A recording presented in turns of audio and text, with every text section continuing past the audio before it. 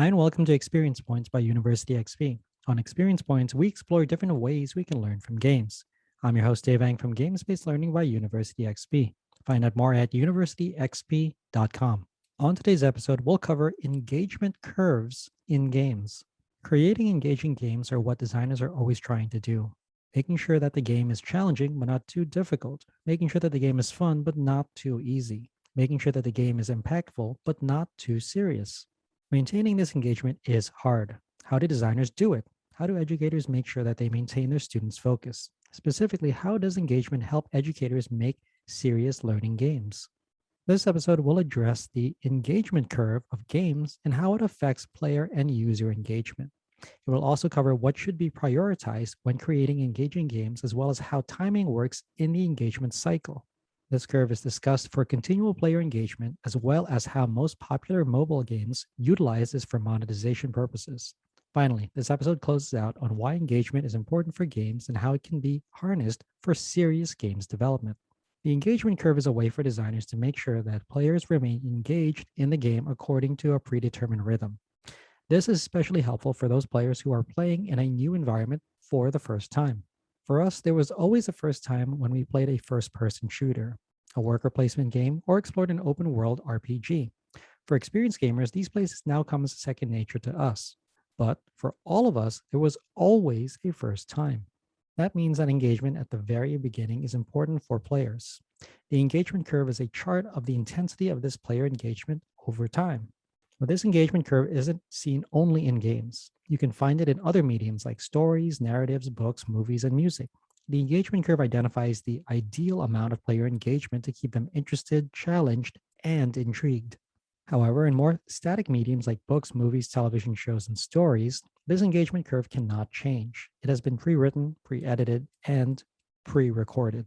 That means there is no change for the user as they progress throughout the process. But games are different. They can change as their players engage with them. Games can deliver a different amount and type of feedback. Designers need to think about first time users when taking the engagement curve into account. This may not have been the first game that they've played before, but it's the first time playing this game. That means that bringing them on board to the world, the controls, and their decision space is paramount.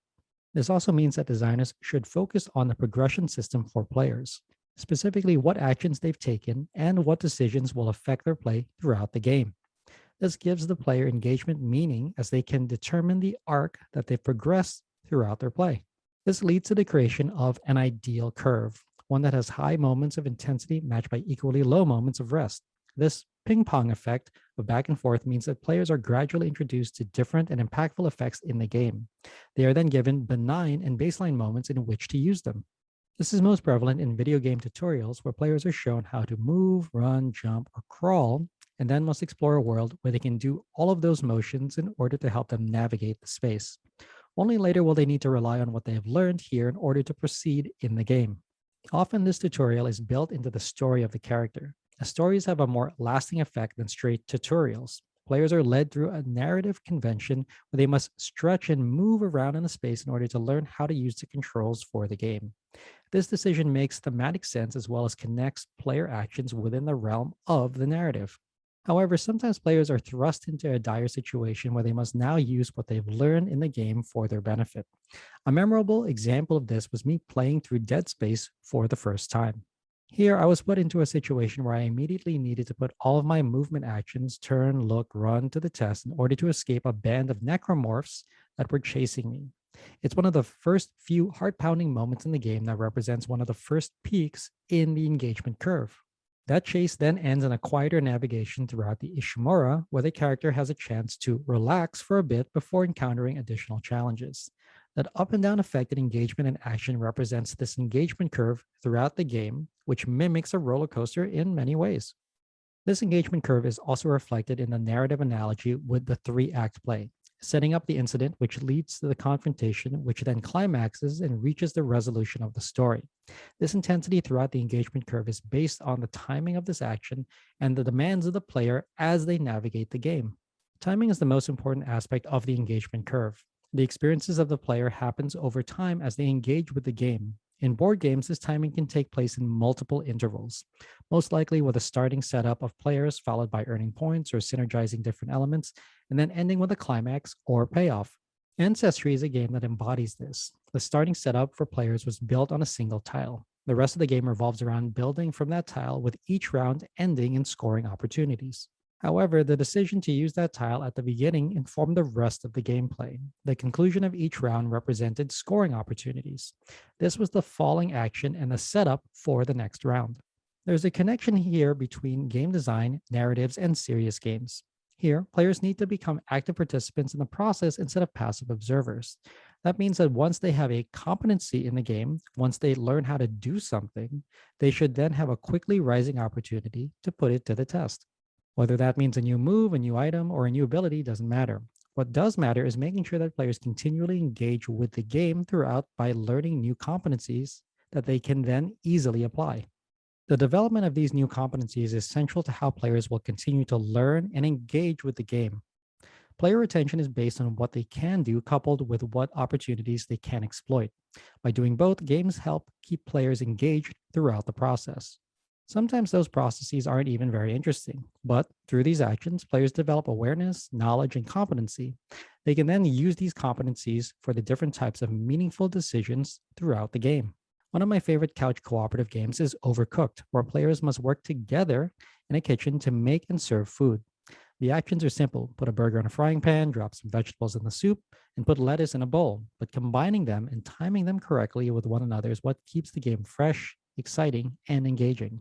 This type of fulfilling and vigorous engagement, similar to a flow state, represents a high level of involvement that accompanies positive feelings. Those feelings could be enthusiasm, inspiration, and pride. That level of engagement is what all designers strive for. When our players become so engrossed in the game that they begin to detach from reality as they become fully involved in the magic circle. Of course, this engrossment in the game is often most tightly connected with monetization of mobile games. Here, developers best understand the engagement curve and how it can be used to keep players hooked and spending money.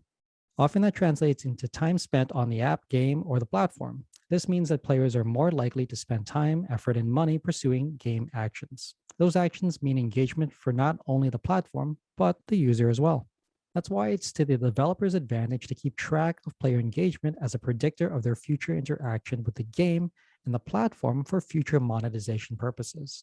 The engagement curve here serves two goals: to keep players playing the game and to keep them spending money to do so.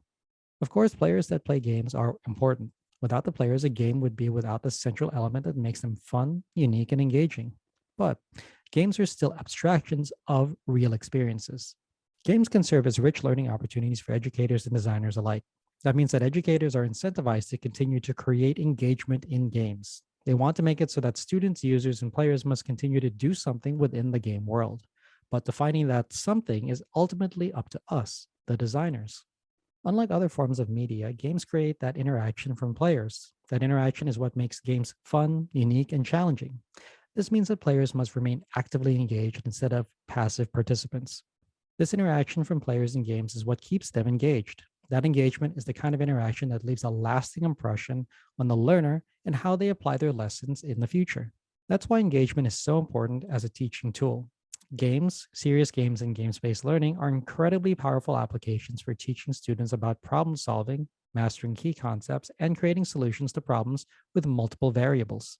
That's where simulations can really shine. Simulations are supposed to remain as true to their real life counterparts as they can. Simulations allow students to do something in a virtual practice leading to the real thing. The engagement in the simulation allows them to continually practice and learn in a way that they would never be able to accomplish outside of the game. This form of transformative learning is definitely a challenge that some students might not be ready for yet. However, these learning activities are incredibly powerful enough to connect to learning outcomes in a way that is ultimately meaningful and engaging to the user. This episode addressed the engagement curve of games and how it affects player and user engagement. It covered what should be prioritized when creating engaging games, as well as how timing works in the engagement cycle. This curve was discussed for continual player engagement, as well as how mobile apps utilize this for monetization purposes. Finally, this episode closed out on why engagement is important for games and how it can be harnessed in serious games and simulations. Again, I'm your host, Dave Eng from Games Based Learning by University XP. On Experience Points, we explore different ways we can learn from games. If you like this episode, please consider commenting, sharing, and subscribing. Subscribing is absolutely free and ensures that you'll get the next episode of Experience Points delivered directly to you. I'd also love it if you took some time to rate the show. I live to lift others with learning, so if you found this episode useful, consider sharing it with someone who could also benefit. Also, make sure to visit University XP online at universityxp.com. University XP is also on Twitter at university_XP and on Facebook and LinkedIn as University XP. Also, feel free to email me anytime. My email address is dave@universityxp.com. Game on.